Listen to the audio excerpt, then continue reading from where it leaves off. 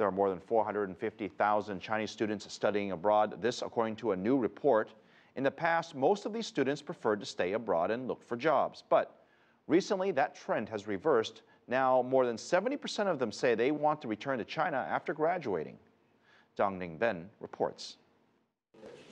Yang Guanghua owns a biomedical company whose customers are hospitals.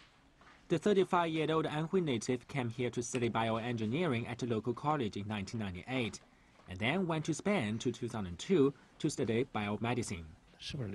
I have thought about staying there after getting my PhD degree, and many of my Chinese classmates had the same idea and were getting prepared for that at a very early stage. But I was too tired to make that preparation and thought everything might change.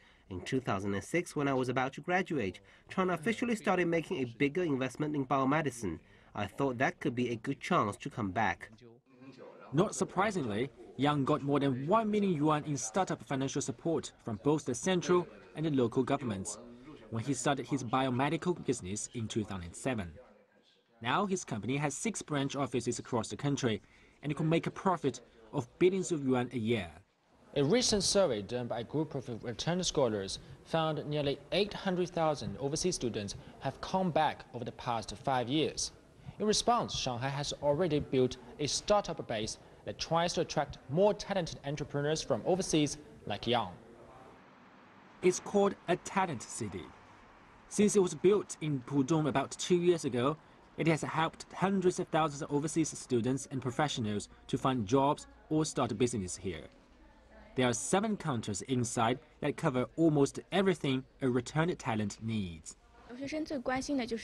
Topping their list is how they can settle down here, which means a residence permit and getting a Shanghai hukou.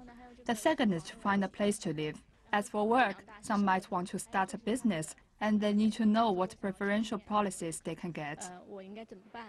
She says her institution also regularly presents lectures that are open to overseas students and professionals.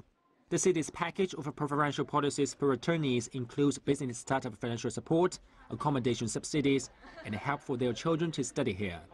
Zhang Ningben, ISIS for CCTV, Shanghai.